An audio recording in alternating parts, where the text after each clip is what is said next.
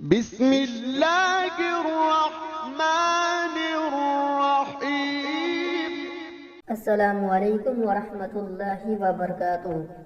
ایک نئے ویڈیو کے ساتھ حاضر ہیں۔ شیطان انسان کو کیسے گمراہ کرتا ہے۔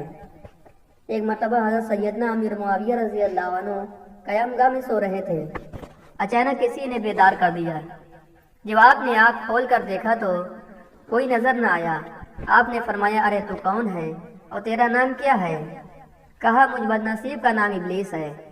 آپ رضی اللہ عنہ نے حیران ہو کر فرمایا، ابلیس کا کام تو مومن کو سلا کر نماز قضا کر دینا ہے۔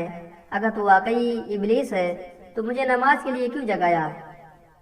یہ سن کر شیطان نے دانت پیس کر کہا، اے فلاں، میں نے آپ کو اس لیے بیدار کر دیا کہ اگر اس وقت آپ کی نماز فوت ہو جاتی تو آپ افسوس کرتے، تو نماز چھوڑنے کے غم میں آپ کا افسوس اور آپ کی بے قراری ثواب میں 200 رکعت نمازوں سے بھی بڑھ جاتی ہے۔ تو میں نے اسی لیے آپ کو نماز کے لیے جگہ دیا تاکہ آپ کا ثواب بڑھنے نہ پائے، کیونکہ میں تو مسلمانوں کا حسد ہوں، اور اسی جذب حسد کی وجہ سے میں نے آپ کو نماز کے لیے جگہ دیا تاکہ آپ کو زیادہ ثواب نہ مل سکے۔ میں تو مسلمانوں کا دشمن ہوں۔ شیطان مردود مسلمانوں کا ایسا بڑا دشمن ہے کہ اسے مسلمانوں کی نیکیوں میں اضافہ ہرگز گوارا نہیں۔ شیطان مردود مسلمانوں کا ایسا بڑا دشمن ہے کہ اسے مسلمانوں کی نیکیوں میں اضافہ ہرگز گوارا نہیں۔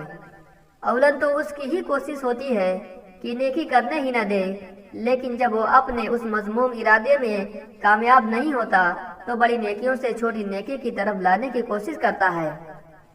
اس ملعون کے پاس ایک سے بڑھ کر ایک مکر ہے۔ اس کے مکر و فریب سے بچنے کا واحد ذریعہ اخلاص دعا ہے۔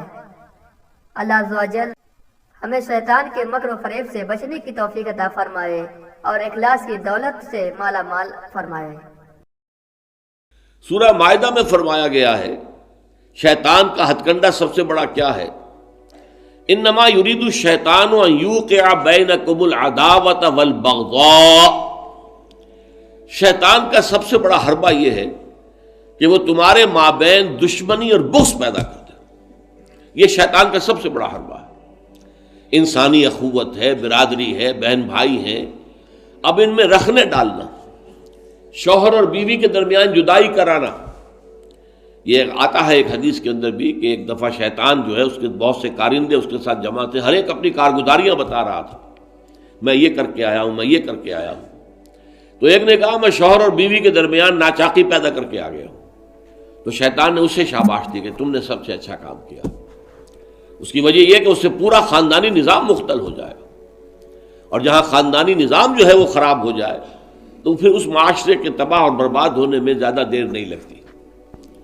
تو یہ در حقیقت شیطان کا جو حربہ ہے، ان یوقع بینکم العداوۃ والبغضاء، تمہارے مابین دشمنی اور بغض پیدا کر دے۔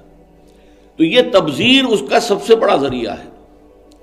اب دیکھیے کہ ایک بہت سرمایہ دار بڑا شخص ہے اور اس کی بیٹی کی شادی ہو رہی ہے، تو جو کچھ ہو رہا ہے اس کو دیکھنے والے ہو سکتا ہے اس کا کوئی باورچی ہو غریب، کوئی شوفر ہو، ڈرائیور ہو اس کی کار کا، کوئی چوکیدار ہو اس کی کوٹھی کا، کوئی مالی ہو اس کی کوٹھی کا، اور ان لوگوں میں سے کسی کے ہاں ہو سکتا ہے کہ بیٹی جو ہے بوڑھی ہو رہی ہو اور اس کے ہاتھ پیلے نہیں ہو سکتے، جو معاشرے میں کم سے کم جو تقاضے پیدا کر دیے گئے ہیں شادی کے لیے وہ بھی پورے کرنے کے لیے اس کے پاس پیسہ نہیں ہے۔ اب یہ سارا جو وہ دیکھے گا ریل پیل دولت کی، اور جو یہاں پر دولت لٹائی جا رہی ہے، تو اس کا نتیجہ کیا ہوگا؟ اس کے دل میں شدید احساس محرومی پیدا ہوگا، ہیوز اور ہیو ناٹس کا ایک شعور اور احساس اور ادراک پیدا ہو جائے گا۔ یہ مترفین ہیں، ہم محرومین ہیں، اور معاشرے کے اندر جب یہ احساس پیدا ہو جائے تو پھر اس معاشرے کا تیا پانچا ہو جاتا ہے۔ اس لیے شیطان کا جو عمل ہے کہ لوگوں میں بغض اور عداوت پیدا کر دیا جائے، تو تبذیر کے نتیجے میں بھی وہی شے حاصل ہوتی ہے۔ ان المبذرین کانوا اخوان الشیاطین وکان الشیطان لربہ کفورا۔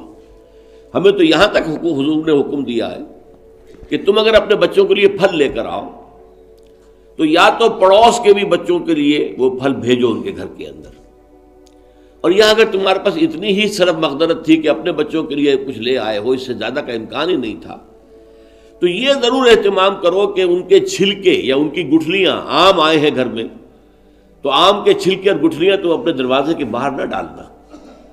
تمہارے پڑوسی کے بچے دیکھیں گے کہ ان کے گھر میں آج آم آئے، انہوں نے آج آم کھائے اور ہمیں یہ میسر نہیں. تو وہ احساس محرومی کا داغ ان کے اندر جو پیدا ہوگا وہ دلوں کو پھاڑ دینے والا ہے. یہ اور ہیں، ہم اور ہیں. من دیگرم تو دیگری، تم اور ہو ہم اور ہیں. ہم کوئی ایک امت کے لوگ نہیں ہیں.